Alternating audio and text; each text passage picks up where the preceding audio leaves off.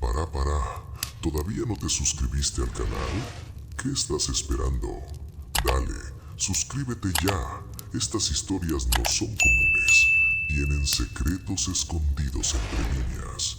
Y yo te los puedo traer hoy en este espacio.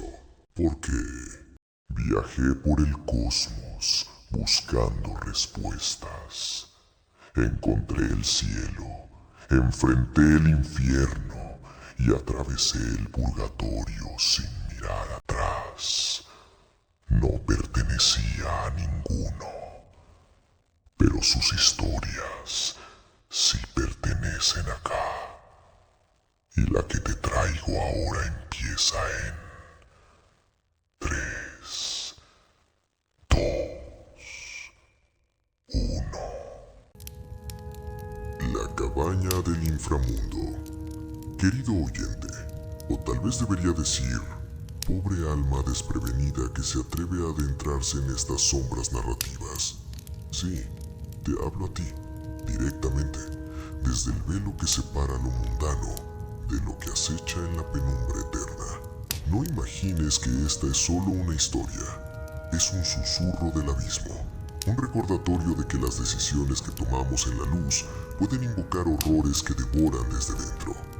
Presta atención, porque en cada palabra hay un eco de lo inevitable. El precio de la curiosidad es alto, y una vez que comiences a escuchar, el inframundo podría reclamar un pedazo de tu propia oscuridad. Pero no temas, aún. Solo recuerda, las reglas no son meras sugerencias. Son cadenas que atan lo que no debe liberarse. Ahora, déjame guiarte a través de este velo, donde un grupo de amigos, ignorantes de su destino, se aventura hacia lo desconocido. En las calles bulliciosas de Buenos Aires, donde el tango aún resuena en los adoquines y el aroma del asado se mezcla con el humo de los autos, un grupo de 10 amigos se preparaba para una escapada que prometía ser inolvidable. Era invierno, pero fuera de la temporada alta de vacaciones, el frío mordiente de julio envolvía la ciudad, y la idea de una cabaña lujosa en Bariloche, rodeada de nieve y silencio, parecía el antídoto perfecto contra la rutina asfixiante del trabajo y la vida urbana. Matías, el organizador nato, había encontrado la oferta en un sitio web oscuro, uno de esos portales de alquileres vacacionales que aparecían en búsquedas nocturnas, prometiendo lujo a precio de ganga. Es una ganga, chicos, les había dicho en el grupo de WhatsApp, adjuntando fotos de una cabaña de madera imponente, con vistas al lago Nahuel Huapi y un interior que gritaba opulencia, techos altos, muebles de cuero, una chimenea de piedra que dominaba la sala principal. Nadie cuestionó por qué era tan barata en pleno invierno patagónico. La emoción eclipsaba cualquier duda. El grupo se dividía naturalmente. Los hombres, Matías, Nicolás, Emanuel, Luis y Gastón, en una robusta camioneta Ford Ranger alquilada, cargada con bolsas de provisiones, cervezas y equipo de esquí que probablemente no usarían. Las mujeres, Aldana, Micaela, Marisa, Cintia y Daniela, optaron por un sedán más compacto, un Volkswagen Gol, ideal para charlas íntimas sin interrupciones masculinas. Salieron al amanecer, cuando la ciudad aún dormía bajo un manto de niebla, y se unieron en la Ruta 5, rumbo al sur. El viaje sería largo, más de 1500 kilómetros de autopistas, llanuras interminables y eventualmente las curvas serpenteantes de la cordillera. Los autos avanzaban en tándem, la camioneta delante, como un guardián, el Gol siguiéndola de cerca, con radios walkie-talkie para coordinar paradas. En la camioneta, el ambiente era de camaradería ruidosa, salpicada de risas y bromas groseras. Matías conducía, sus manos firmes en el volante, mientras Nicolás a su lado manipulaba la playlist de Spotify con rock argentino de fondo. Charly García retumbando en los altavoces. Che, boludo, ¿viste a Aldana anoche en el asado? Esa sonrisa me mata, confesó Gastón desde el asiento trasero reclinado con una lata de cerveza en la mano, aunque era temprano para beber. Emanuel soltó una risa. ¡Ja! Vos siempre con Aldana, pero yo apunto a Micaela. Es inteligente, no como vos que solo piensas en lo físico. Luis, el bromista eterno, intervino. ¡Ja! Impresionarlas. ¿Con qué? ¿Con tus chistes malos, mano? Yo voy por Marisa. Tiene ese fuego, ¿viste? Como si pudiera incendiar la nieve. Nicolás giró la cabeza. Y yo con Cintia. Es misteriosa, me intriga. Daniela es linda, pero demasiado extrovertida para mí. Matías sonrió sin apartar la vista de la carretera. Todos hablando de impresionar, pero recordemos, esto es para divertirnos, no para dramas. Aunque admito, Daniela me tiene loco desde la facultad. Las conversaciones fluían como el paisaje que se desdibujaba afuera. Llanuras verdes dando paso a colinas áridas, mientras planeaban cómo encender fogatas, cocinar choripanes y quizás confesar sentimientos bajo las estrellas. Ninguno notaba cómo el cielo se oscurecía prematuramente, como si el invierno patagónico los llamara con urgencia. En el gol, el tono era similar, pero más confidencial, con risitas ahogadas y confesiones susurradas. Aldana manejaba, su cabello rubio recogido en una cola, mientras Micaela ajustaba el GPS. Chicas, este viaje va a ser épico, pero admitan, ¿quién les gusta de los chicos?, preguntó Marisa desde atrás con una sonrisa pícara. Cintia, la más reservada, se enrojeció. Nicolás es lindo pero tímido, me intriga. Daniela, exuberante como siempre, exclamó: Matías, ese liderazgo me encanta. ¿Y tú, Aldana? Gastón, respondió ella con un guiño. Es divertido, no para de hacerme reír. Micaela intervino. Emanuel para mí es profundo, no superficial. Marisa rió. Luis me hace gracia con sus bromas. Vamos a impresionarlas nosotras, chicas, que vean que no somos solo las chicas. Hablaron de estrategias, como coquetear junto al fuego, qué ropa llevar para la nieve y sueños de romances invernales. El auto vibraba con su energía, pero a medida que avanzaban, una niebla sutil se colaba en la ruta y el viento aullaba como un presagio lejano.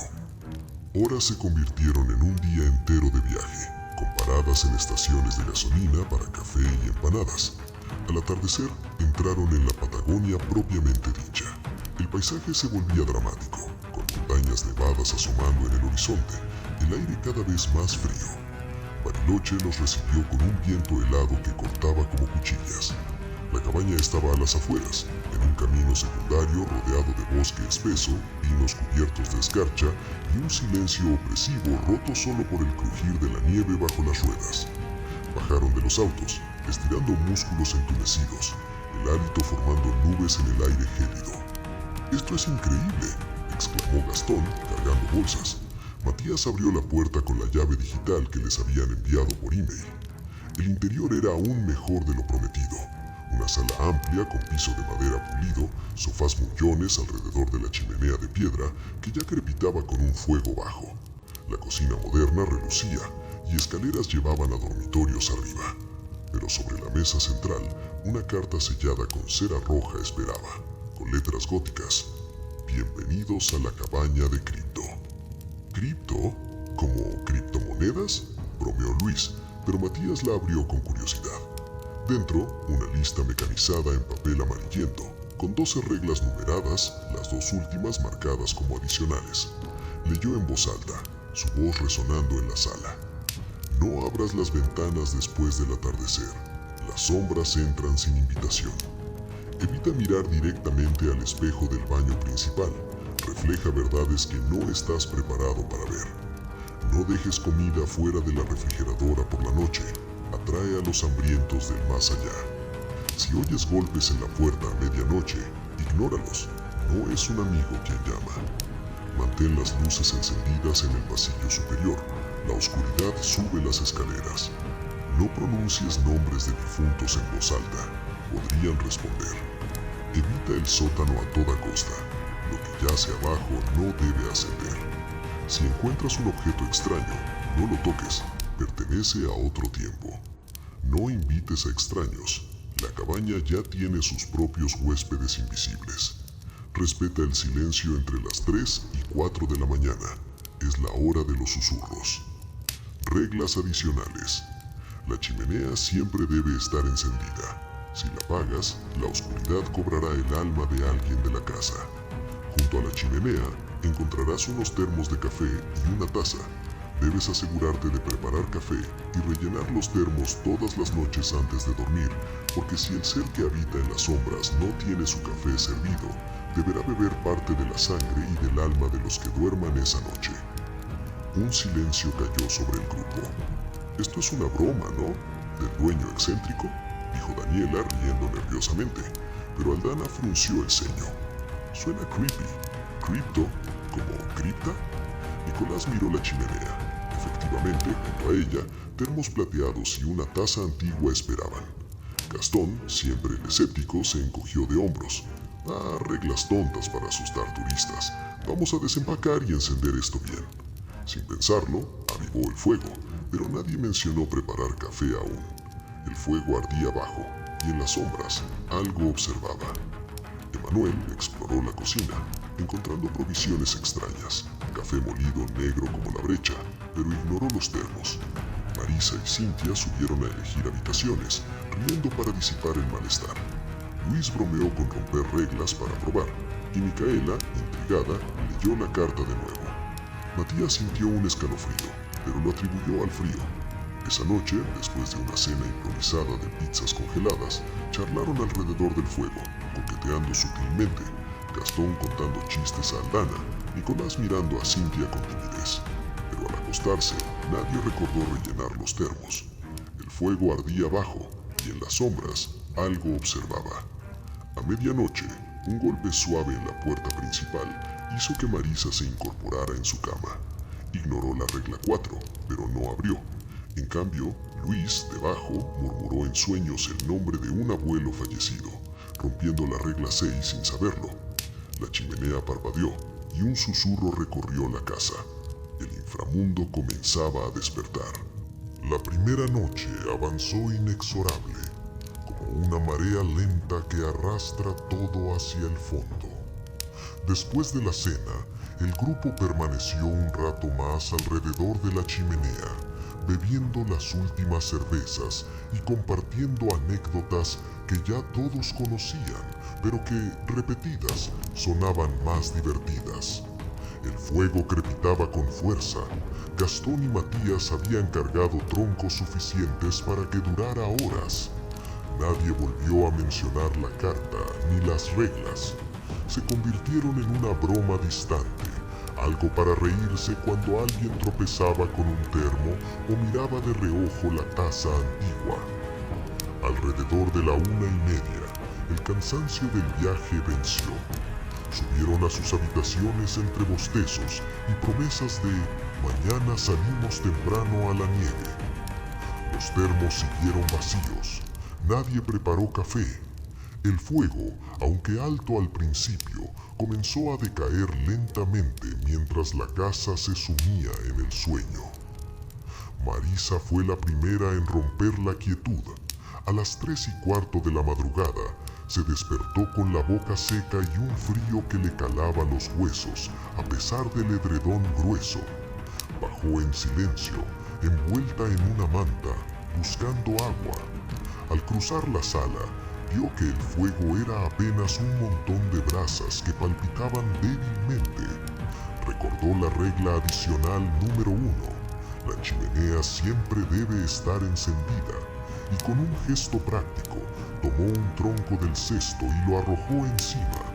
Las brasas revivieron con un siseo, lanzando una llamarada breve que iluminó la habitación entera. En ese instante de luz, Marisa vio claramente una figura alta y sin rostro, parada del otro lado de la ventana principal, mirando hacia adentro. No tenía ojos, solo una ausencia negra donde debería estar la cara. El corazón le latió tan fuerte que creyó que despertaría a todos. Parpadeó. La figura ya no estaba, solo la nieve cayendo en silencio. Sacudió la cabeza, culpando al sueño y al vino, tomó su agua y volvió arriba temblando. En la habitación que compartía con Micaela, Aldana cayó en un sueño profundo y viscoso. Soñó que estaba sola en la sala, pero la chimenea estaba apagada y fría. Frente a las cenizas, una silueta encorvada sostenía la taza antigua con manos largas y huesudas. Bebía despacio, con un sonido húmedo y succionante. Cuando levantó la cabeza, no tenía rostro, solo una superficie lisa y negra que parecía absorber la luz. Una voz antigua y seca se clavó en la mente de Aldana. No me dejaron mi café esta noche. Tendré que cobrarme de otra forma. Despertó sobresaltada a las 3:58, con el hálito formando nubes en el aire helado de la habitación. Sin pensarlo dos veces, fue al baño contiguo y miró directamente al espejo grande del lavabo principal. El reflejo tardó un segundo en imitar su movimiento. Luego sonrió, una sonrisa demasiado ancha, con dientes afilados que no eran los suyos. Aldana retrocedió de golpe, golpeándose la espalda contra la puerta. Cuando volvió a mirar, el espejo solo mostraba su rostro pálido y aterrorizado. Regresó a la cama con las piernas flojas y pasó el resto de la noche en vela, escuchando el viento. Abajo, en la sala, algo ocurrió sin testigos. Los termos plateados, que habían estado vacíos y fríos, comenzaron a emanar un vapor tenue. Dentro de uno apareció café negro como petróleo, humeante. La taza antigua ahora tenía una fina marca roja en el borde interior, un rastro de sangre fresca, como si alguien con un corte en el labio hubiera bebido directamente de ella. En la habitación de Emanuel y Luis, Emanuel se levantó sonámbulo cerca de las 4. Caminó hasta la ventana que daba al bosque nevado y la abrió apenas unos centímetros. El viento glacial entró de inmediato, trayendo consigo una sombra alargada y delgada que se deslizó por el rendijo como humo vivo.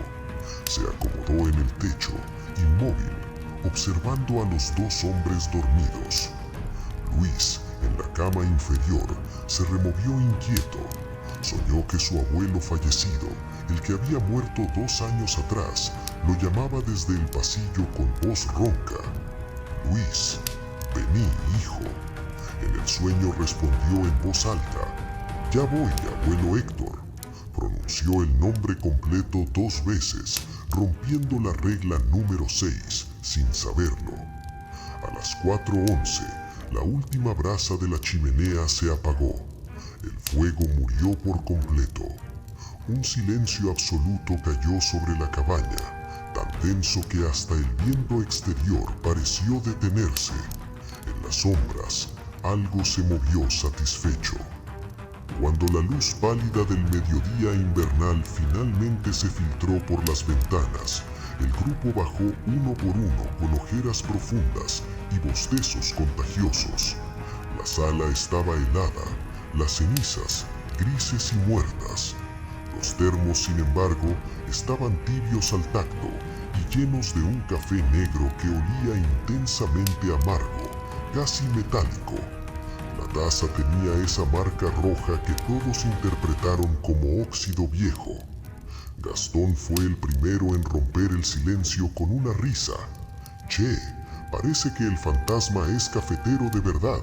Nos dejó el desayuno listo. Nicolás acercó la nariz a un termo y retrocedió. Sabe horrible, a quemado y, no sé, raro. Daniela lo empujó lejos. Ni lo prueben, boludos, es demasiado extraño. Matías, siempre el práctico, encendió nuevamente la chimenea con gestos decididos. Sea lo que sea, no vamos a pasar frío por una carta idiota. Luis se tocó el labio inferior y encontró una pequeña herida que sangraba levemente, una crosta fresca. Me debo haber mordido durmiendo, murmuró, aunque no recordaba dolor alguno. Emanuel se robaba el cuello, donde sentía un frío punzante que no desaparecía. Aldana y Marisa intercambiaron una mirada rápida y nerviosa, pero ninguna habló de lo que habían visto. Durante el desayuno, mate caliente y las últimas facturas traídas de Buenos Aires, la conversación giró hacia planes del día: salir a caminar por la nieve, sacar fotos junto al lago, tal vez intentar un asado al aire libre. La carta seguía sobre la mesa, pero bajo la luz del día parecía menos amenazante. Nadie notó que el nivel del café en uno de los termos había bajado considerablemente, como si alguien hubiera bebido varios sorbos largos durante la madrugada, y nadie vio las puestas frescas en la nieve detrás de la cabaña, pisadas largas y delgadas, sin forma de bota humana, que llegaban hasta la puerta trasera y allí simplemente desaparecían, como si lo que las había dejado hubiera entrado sin necesidad de abrir. El segundo día amaneció con un sol pálido que apenas calentaba, pero que al menos disipaba la niebla de la noche anterior. El grupo desayunó en la sala grande, alrededor de la chimenea que Matías había vuelto a encender con determinación. El mate circulaba de mano en mano, las medialunas se acababan rápido y la conversación trataba de ser ligera. Fotos en la nieve, un intento de caminata hasta el lago, quizás un asado si encontraban carne en el freezer. Nadie quería hablar de la carta, del café misterioso ni de las malas noches. Era más fácil fingir que todo era normal, pero no lo era. Luis fue el primero en notarlo en voz alta, cerca del mediodía, mientras se ponía las botas para salir. Se miró en el espejo del pasillo, no el del baño principal, sino uno pequeño junto a la puerta, y frunció el ceño. Che, ¿alguien me pegó anoche o qué? Tengo el labio hinchado y esta herida no cierra. Todos se acercaron. La pequeña cortada que había aparecido durante la noche ahora estaba más roja, con bordes inflamados, como si hubiera estado chupando o raspando algo. Luis se tocaba con cuidado, confundido. No me acuerdo de morderme, y duele como si estuviera infectada. Emanuel, que estaba a su lado, se masajeó el cuello otra vez.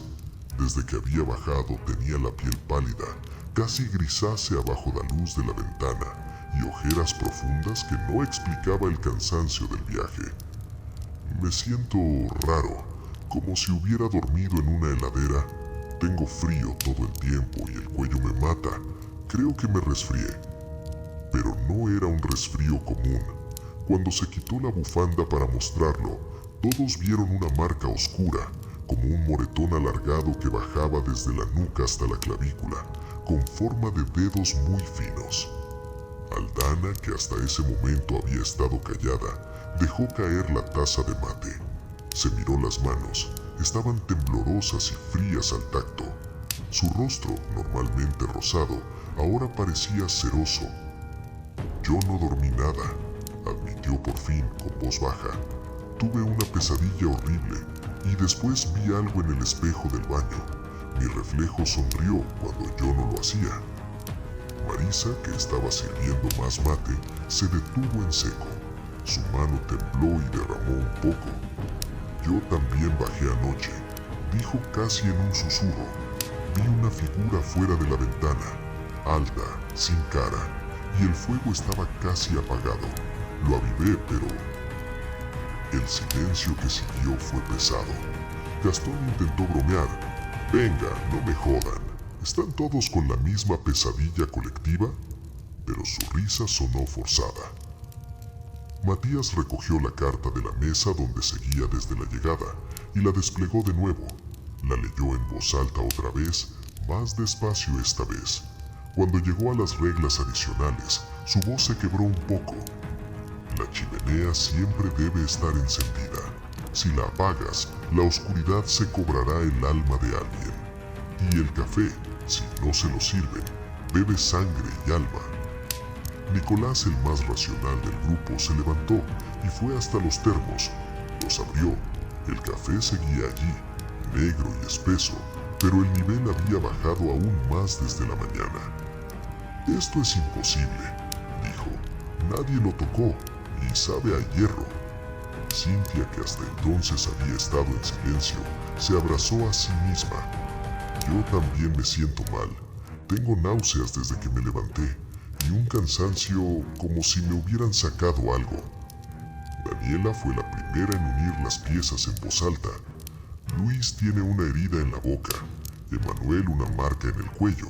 El café apareció solo y bajó de nivel. El fuego se apagó en la noche y todos sentimos frío o cansancio extraño. Micaela, siempre la más espiritual del grupo, habló con voz temblorosa. ¿Y si la carta es real? ¿Y si rompimos reglas sin darnos cuenta y algo está cobrándose? El debate estalló entonces. Gastón y Nicolás seguían insistiendo en explicaciones lógicas, gases de la chimenea, monóxido de carbono, alucinaciones por altura o una broma elaborada del dueño con cámaras ocultas. Luis, tocándose el labio hinchado, empezó a dudar. Emanuel apenas podía mantenerse en pie. Tuvo que sentarse en el sofá, temblando. Matías intentó mantener la calma. Escuchen, sea lo que sea, hay una solución simple. Empecemos a seguir las malditas reglas. Hoy mantenemos el fuego alto todo el día. Esta noche preparamos café y llenamos los termos, y nadie abre ventanas, ni mira espejos raros, ni nada. Pero mientras hablaba, Daniela se acercó a la ventana principal para mirar la nieve. Se quedó quieta, pálida. Chicos, vengan a ver esto. Todos se acercaron. En la nieve, frente a la cabaña, había un círculo perfecto de huellas, pisadas largas, delgadas, sin forma de pie humano, que rodeaban toda la casa. Entraban y salían por la puerta trasera, por las ventanas, e incluso parecían subir por las paredes. Y en el centro del círculo, justo frente a la chimenea, visible desde afuera, había una marca. La taza antigua estaba impresa en la nieve, como si alguien la hubiera apoyado allí, llena de algo caliente que derritió la superficie. Aldana soltó un sollozo ahogado. Eso no estaba esta mañana. Emanuel, desde el sofá, habló con voz débil. Me siento peor, como si me estuvieran vaciando por dentro. Luis se miró la herida. Ahora sangraba de nuevo, un hilo fino que no coagulaba. Y entonces, desde la chimenea, que ardía fuerte gracias a Matías, salió un sonido, un sorbo largo y húmedo, como si alguien invisible estuviera bebiendo de la taza que seguía sobre la repisa. El grupo se quedó helado. Nadie se movió. Nadie respiró. El segundo día apenas comenzaba y ya todos sabían en el fondo que las reglas no eran una broma. Lo que habitaba en las sombras tenía hambre y acababa de probar el primer sorbo. La tarde del segundo día transcurrió bajo una tensión que nadie nombraba, pero que todos sentían en el aire como un peso invisible. Después del descubrimiento de las huellas en la nieve y del sorbo imposible que salió de la chimenea, el grupo tomó una decisión colectiva sin necesidad de votación: seguir las reglas al pie de la letra. Por primera vez desde que habían llegado, la carta se convirtió en ley. Matías asumió el mando con su habitual liderazgo. Dividimos tareas. El fuego no se apaga ni un segundo. Prepararemos café esta noche como si nuestra vida dependiera de ello, porque quizás dependa. Nadie abre ventanas. Nadie mira espejos raros. Nadie baja al sótano. Nadie dice nombres de muertos. ¿Entendido? Todos asintieron, incluso Gastón, que por primera vez no tuvo una broma lista. Emanuel y Luis, los más afectados, fueron acomodados en los sofás frente a la chimenea. Emanuel temblaba sin parar. Su piel había adquirido un tono grisáceo, como ceniza húmeda, y sus ojos parecían hundidos. Luis, por su parte, no podía dejar de tocarse el labio. La herida había empeorado. Ahora era una úlcera abierta que sangraba lentamente y no coagulaba, por más que Daniela le pusiera gasa y alcohol. Aldana y Micaela se encargaron de la cocina. Encontraron el paquete de café molido negro que Emanuel había visto el día anterior. Olía intensamente amargo, casi a tierra quemada. Prepararon una jarra grande siguiendo las instrucciones implícitas de la regla: llenar los termos hasta el tope y dejar la taza antigua limpia y lista sobre la repisa. Gastón y Nicolás se turnaron para alimentar la chimenea. Cargaron troncos hasta que el fuego rugió alto, lanzando chispas y calor que llenaba la sala. «Esto no se apaga ni aunque nos quedemos sin leña», dijo Gastón, aunque su voz ya no tenía el tono desafiante de antes. Marisa, Cintia y Daniela Barrieron la casa buscando cualquier cosa que pudiera violar otras reglas. Apagaron luces innecesarias, pero dejaron encendidas las del pasillo superior. Guardaron toda la comida en la nevera. Cerraron con llave la puerta del sótano que habían encontrado detrás de la cocina. Por un rato pareció funcionar. El calor volvió a la casa. Emanuel dejó de temblar tanto y hasta logró dormitar un poco. La herida de Luis pareció estabilizarse. Las sombras en los rincones se retiraron, como si el fuego las mantuviera a raya. Pero el error llegó al atardecer, de la forma más inocente posible. Daniela, queriendo ayudar a Emanuel a sentirse mejor, decidió prepararle un té de manzanilla que habían traído en las provisiones. Subió al dormitorio de las chicas a buscar la caja de saquitos y sin pensar abrió la ventana unos centímetros para airear la habitación que olía a encierro y enfermedad. Solo fueron 10 segundos, el tiempo suficiente para que entrara una ráfaga helada y algo más. Nadie lo notó de inmediato. La cena fue silenciosa, sopa instantánea y pan. Todos vigilaban el fuego y los termos. A las 10 de la noche, con el cielo ya negro afuera, rellenaron nuevamente los termos con café recién hecho y dejaron la taza llena hasta el borde, humeante, sobre la repisa exacta junto a la chimenea. «Listo», dijo Matías, satisfecho. «Ahora a dormir. Mañana veremos si esto funcionó». Subieron en grupo dejando las luces del pasillo superior encendidas como indicaba la regla 5. El fuego ardía alto, habían apilado troncos para toda la noche. Pero entre las 3 y las 4 de la mañana, la hora de los susurros que prohibía la regla 10, el error de Daniela cobró su precio. Primero fue un frío repentino que despertó a Micaela.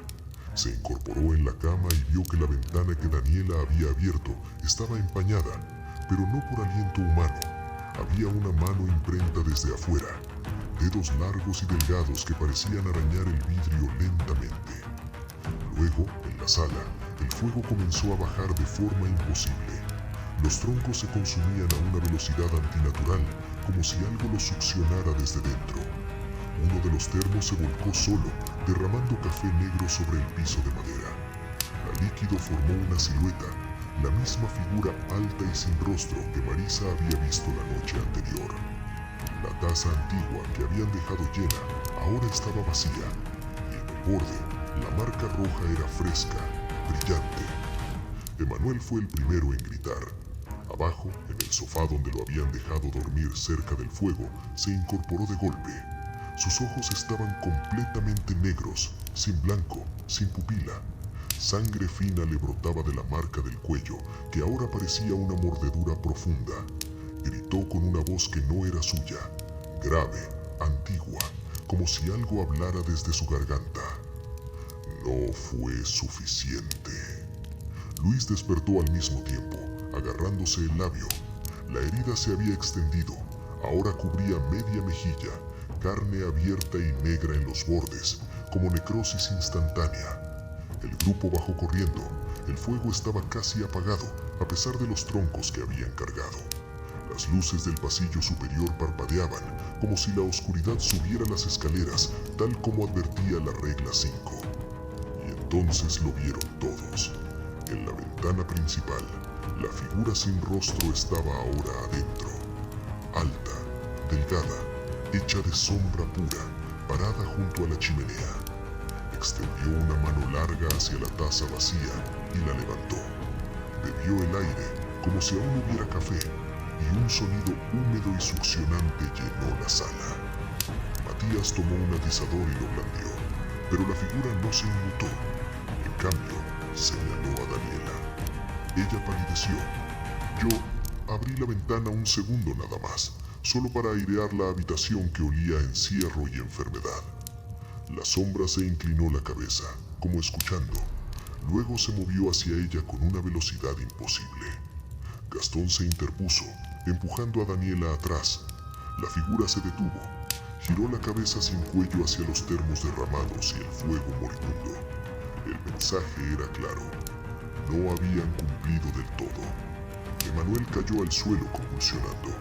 Luis se desplomó contra la pared, sangre brotando ahora de la herida como un manantial. Y la figura comenzó a avanzar de nuevo, esta vez hacia el grupo entero. El ritual había fallado por un error mínimo, y el ser de las sombras tenía hambre de más. El terror se volvió acción desesperada. La figura de sombra estaba dentro de la casa, alta como el techo, moviéndose sin pasos, extendiendo sus dedos largos hacia Daniela. Emanuel convulsionaba en el suelo, espuma negra saliendo de su boca. Luis se arrastraba hacia la pared, dejando un rastro de sangre desde la herida que ahora le devoraba media cara. Matías gritó la orden que todos pensaban, pero nadie quería decir. ¡A los autos! ¡Nos vamos ahora mismo! No hubo discusión. El instinto de supervivencia tomó el control. Gastón y Nicolás levantaron a Emanuel como pudieron, uno por cada brazo, mientras su cuerpo se sacudía con violencia. Aldana y Micaela ayudaron a Luis, que apenas podía caminar. Marisa tomó las llaves de ambos vehículos del gancho junto a la puerta. Daniela, llorando, se quedó atrás un segundo, mirando la figura que ahora flotaba hacia ella. ¡Daniela, corre!, gritó Matías. Abrieron la puerta principal de golpe. El viento helado de la noche patagónica los golpeó como un muro. La nieve caía densa, pero no era una tormenta completa aún. Había visibilidad suficiente para llegar a los vehículos estacionados a 20 metros. Corrieron, o lo intentaron. El aire afuera era más frío de lo normal, un frío que quemaba los pulmones. La nieve les llegaba a las pantorrillas, dificultando cada paso. Emanuel pesaba como muerto. Sus ojos negros seguían abiertos, fijos en el cielo. Luis gemía con cada movimiento. Llegaron a la camioneta primero. Marisa pulsó el control remoto. Las luces parpadearon, pero al girar la llave, nada. El motor dio un tosido débil y se apagó. Intentaron de nuevo. Batería muerta, o algo peor. ¡Al gol! ¡Al gol!, gritó Cintia. Corrieron al sedán. Mismo resultado. Las luces se encendieron un segundo. El motor intentó arrancar y murió. Silencio absoluto. Nicolás abrió el capó de la camioneta con manos temblorosas. No entendía mucho de mecánica, pero lo que vio lo dejó helado. Los cables de la batería estaban cortados limpiamente, como con una hoja afilada. No rotos, cortados. Y no había nieve ni huellas alrededor de los vehículos. Alguien o algo lo había hecho desde adentro o sin dejar rastro. Desde la puerta abierta de la cabaña, la figura sin rostro los observaba, inmóvil, como esperando. «¡Volvamos adentro!», gritó Aldana. «Al menos hay fuego». No había opción. Regresaron arrastrando a los heridos. Cerraron la puerta con llave, pusieron la traba e incluso arrastraron un sofá pesado para bloquearla. Pero la figura ya no estaba en la sala. El fuego que habían dejado alto ahora era solo brasas otra vez. Los termos estaban volcados, el café derramado formaba un charco negro que olía a sangre oxidada. La taza antigua estaba rota en el suelo, partida en dos mitades perfectas. Emanuel dejó de convulsionar de golpe, quedó inmóvil. Nicolás le tomó el pulso en el cuello. «No, no late», dijo, con voz quebrada. Luis, apoyado contra la pared, respiraba agitado. La herida había dejado de sangrar, pero su piel estaba gris, los ojos vidriosos. «Me siento vacío», murmuró, «como si me hubieran chupado todo por dentro». La figura apareció de nuevo en el pasillo superior. Las luces que habían dejado encendidas parpadeaban furiosamente. Bajaba las escaleras lentamente, sin tocar los escalones, pero cada paso hacía crujir la madera como si pesara toneladas. Matías tomó el atizador de la chimenea y lo levantó. «¡Quédate ahí, hijo de puta!». La entidad se detuvo a mitad de la escalera, inclinó la cabeza y entonces habló. No con voz, sino directamente en sus mentes, una presión fría y antigua que todos sintieron al mismo tiempo. El café no fue suficiente. La ventana dejó entrar el frío. El fuego murió 2 veces. El pago debe completarse. Gastón, por primera vez sin broma, preguntó temblando: «¿Qué querés? ¿Qué carajo sos?». La respuesta llegó como un recuerdo implantado, imágenes fugaces de una cripta bajo la cabaña, de un hombre vestido de negro en los años 20, de un ritual fallido para invocar algo que prometía riqueza eterna. El nombre cripto no era criptomoneda ni cripta común, era el apodo del invocador, un ocultista que había atado su alma a esta entidad para no morir nunca. La cabaña era su prisión y su banquete. Cada grupo de turistas que llegaba en invierno, fuera de temporada, era su alimento. Las reglas eran el pacto. Si se cumplían a la perfección, la entidad dormía. Si fallaban, cobraba. Y siempre, siempre fallaban. La figura reanudó el descenso. Daniela sollozaba. Fue mi culpa, abrí la ventana. Pero la entidad no iba hacia ella. Se dirigió a Luis, que apenas respiraba. Extendió una mano larga y lo tocó en la herida de la cara. Luis gritó una vez, un grito que no parecía humano. Su cuerpo se arqueó y algo oscuro, como humo negro con vetas rojas, salió de su boca y fue absorbido por la mano de la sombra. Cuando terminó, Luis cayó inerte, muerto. La herida cerrada, la piel pálida pero intacta, como si nunca hubiera estado enfermo. La figura se volvió hacia el grupo. La presión en sus mentes cambió. 1. Falta 1. Emanuel ya estaba muerto. Luis ahora también. El pago parecía parcial. La entidad retrocedió un paso. El fuego de la chimenea revivió solo, rugiendo alto de golpe. Los termos se enderezaron, vacíos, pero intactos. La taza rota se recompuso pieza por pieza, hasta quedar entera sobre la repisa. Un silencio nuevo cayó. La figura se desvaneció en las sombras del pasillo, como si se retirara. ¿Tregua? ¿O solo espera la próxima noche? El grupo quedó paralizado mirando los dos cuerpos en el suelo. Afuera, la nieve seguía cayendo, borrando lentamente las huellas que habían visto antes. Y en el aire quedó un olor tenue, café recién hecho. El amanecer del tercer día llegó gris y lento, como si el sol dudara en iluminar lo que quedaba del grupo. Los cuerpos de Manuel y Luis seguían en la sala, cubiertos con mantas por respeto, pero nadie se atrevía a moverlos. El fuego ardía alto otra vez. Había revivido solo después de que la entidad absorbiera lo que quiso de Luis, y los termos estaban derechos, vacíos, la taza recompuesta y limpia sobre la repisa. El olor a café persistía en el aire, dulce y nauseabundo al mismo tiempo. 8 sobrevivientes quedaban: Matías, Nicolás, Gastón, Aldana, Micaela, Marisa, Cintia y Daniela. Ninguno había dormido. Se sentaron en círculo alrededor de la chimenea, envueltos en mantas, mirando las llamas como si fueran lo único que los mantenía vivos. Daniela lloraba en silencio, culpándose. Si no hubiera abierto esa ventana. Matías la cortó con voz ronca.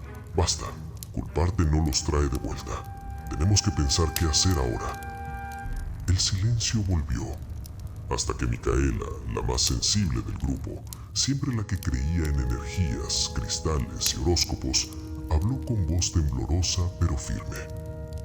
Tal vez podamos hablar con eso, negociar. Todos la miraron como si estuviera loca. ¿Negociar?, repitió Gastón. Mató a 2 de nosotros, se comió sus almas o lo que sea. ¿Qué le vamos a ofrecer? ¿Más café? Pero Micaela no retrocedió. Las reglas son un pacto. Lo que sea cripto está atado a ellas. Si las cumplimos perfectamente, duerme. Si fallamos, cobra. Pero en las imágenes que nos mostró anoche, vi que el tipo que lo invocó quería riqueza eterna. Quizás todavía quiere algo. Quizás podamos ofrecerle cumplir las reglas para siempre, a cambio de dejarnos ir. Aldana, que había estado callada desde la muerte de Emanuel, levantó la vista. ¿Y cómo le hablamos? ¿Le dejamos una notita? Micaela se puso de pie. Caminó hasta la repisa, tomó la taza antigua con manos que apenas temblaban y la llenó de café fresco del termo que Matías había preparado al amanecer por precaución. La colocó en el centro de la mesa, frente a la chimenea. Luego habló en voz alta mirando las llamas.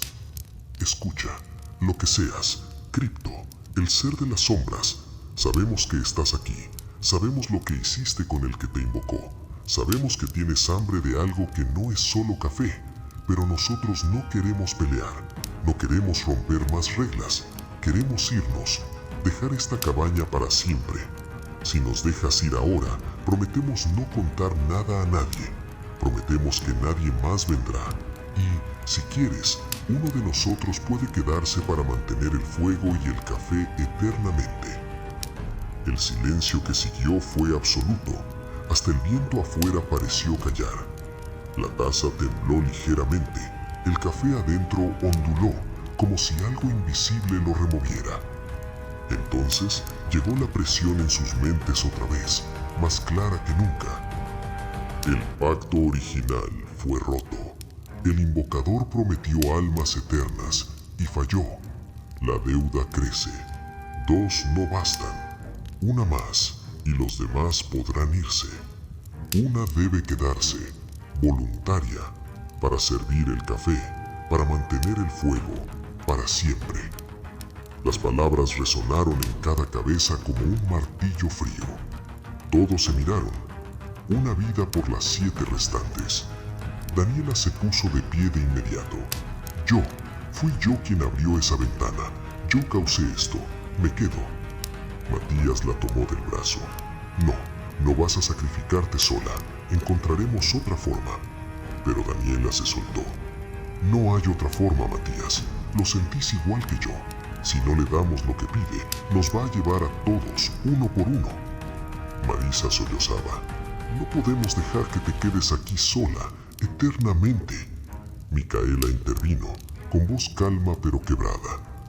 La entidad dijo voluntaria. Tiene que ser elección propia. Si la forzamos, quizás no valga. La taza volvió a temblar. El café se derramó un poco, formando una flecha que apuntaba directamente a Daniela. La entidad había elegido o aceptado la oferta. Gastón, con los ojos llenos de lágrimas por primera vez, dijo: si te quedas, ¿qué te va a hacer?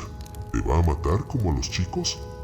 Daniela miró la taza, luego a la chimenea, luego a sus amigos. No lo sé, pero si significa que ustedes viven, vale. Matías intentó protestar otra vez, pero Nicolás lo detuvo con una mano en el hombro. Es su decisión. Uno a uno, los demás asintieron, aunque con el corazón roto. Daniela se acercó a la taza, la levantó y bebió un sorbo largo. El café estaba helado, pero lo tragó igual. Está bien, dijo en voz alta. Me quedo, déjenlos ir. El fuego rugió de golpe, alto y brillante. Las sombras en los rincones se retiraron por completo. La puerta principal se abrió sola, con un crujido lento. Afuera la nieve había parado. Los autos, visibles desde la ventana, encendieron sus luces solos, como invitando. La presión en sus mentes cambió a algo casi satisfecho. Vayan, ella sirve ahora. Los 7 sobrevivientes se abrazaron a Daniela uno por uno. Lloraron, prometieron volver por ella, aunque sabían que era mentira. Cargaron los cuerpos de Manuel y Luis envueltos en mantas hacia la camioneta. Cuando el último, Matías, salió por la puerta, miró atrás. La cabaña parecía intacta, acogedora, con humo saliendo de la chimenea. Y en la ventana principal, Daniela los saludaba con la mano. Pero detrás de ella, la figura alta y sin rostro ponía una mano larga sobre su hombro. La deuda estaba parcialmente pagada, y la cabaña esperaba nuevos hóspedes. Meses después, el verano porteño quemaba las calles de Buenos Aires con una humedad pegajosa que hacía olvidar el frío patagónico. Los 7 sobrevivientes habían regresado a sus vidas, o al menos lo intentaban. Las terapias, las pastillas para dormir, las noches en que despertaban gritando nombres que ya no respondían. Habían enterrado a Emanuel y a Luis en cementerios separados, como si la distancia pudiera contener lo que habían vivido.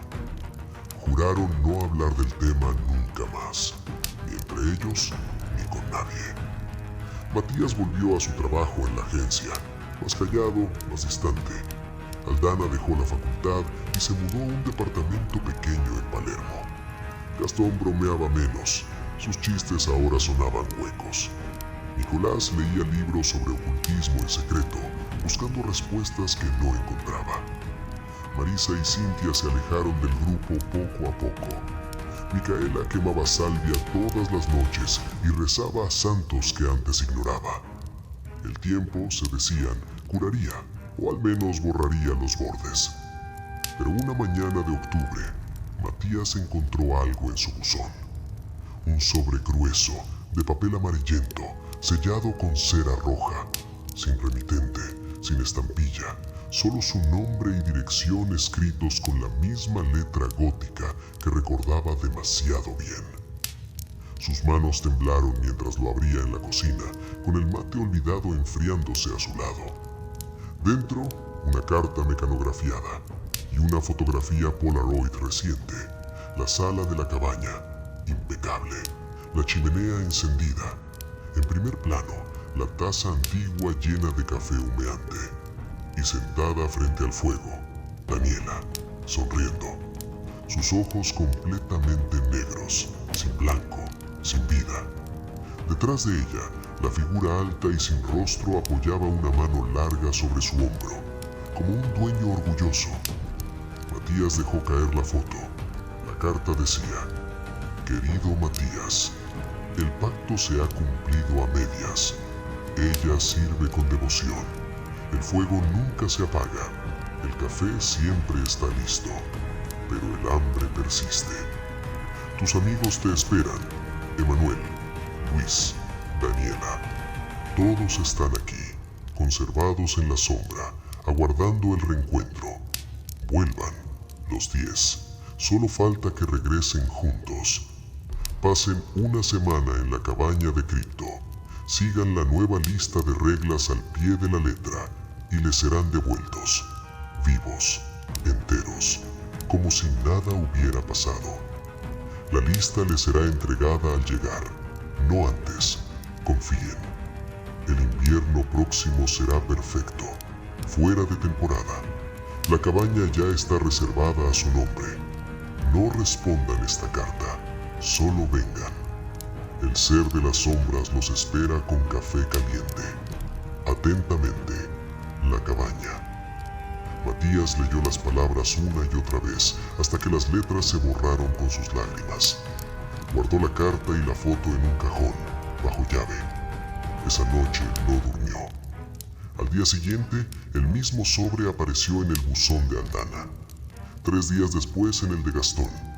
Uno a uno, los 7 recibieron la misma carta, la misma foto, la misma promesa imposible. Ninguno habló con los otros, aún. Pero en lo profundo, todos sabían que la decisión ya estaba tomada.